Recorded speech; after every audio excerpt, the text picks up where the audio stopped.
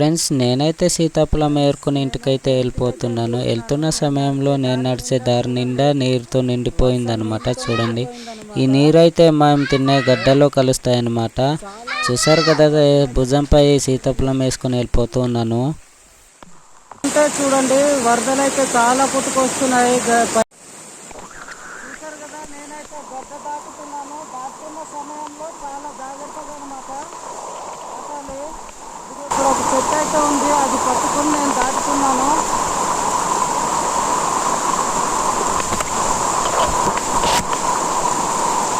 ఇది దాటేటప్పుడు చాలా జాగ్రత్తగా దాటాలన్నమాట. చూసారు కదా, చాలా పెద్ద అదో మా చెట్టు అయితే పోయింది ఫ్రెండ్స్. చూడలేదు, ఏం చేయలేని పరిస్థితి.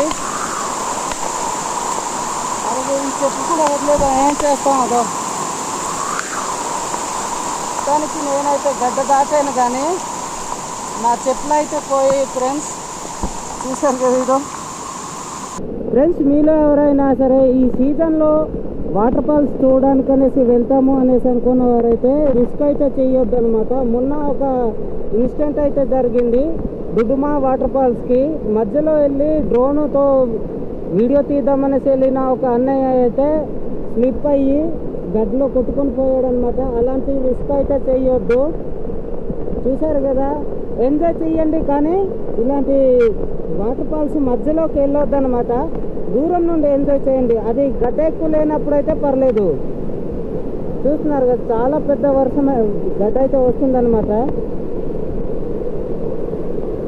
ఇలాంటి వరద వెళ్తున్నప్పుడు మధ్యలోకి వెళ్ళొద్దు అనమాట. స్లిప్ అయి జారిపోయాడంటే ఇంకంతే, ఆచూకీ కూడా దొరకవు. మా గిరిజన ప్రాంతాల్లో వాగులు అయితే చాలా పెద్ద పెద్ద లోయల్లో ఉంటాయి అన్నమాట. చూడండి, పెద్ద పెద్ద రాళ్ళు అయితే ఉంటాయి. రాళ్ళు చూస్తున్నారు కదా ఎలా కొట్టుకొని వస్తుందో వరద అయితే.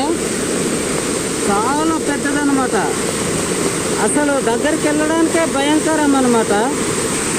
ఫ్రెండ్స్, వీడియో చూశారు కదా, ఎలా అనిపించిందో కింద కామెంట్ సెక్షన్లో కామెంట్ చేయండి. చూసారు కదా, వెనకాల గడ్డ అయితే చాలా ఎక్కువ ఉందన్నమాట. రిస్క్ అయితే చెయ్యొద్దు మీరు.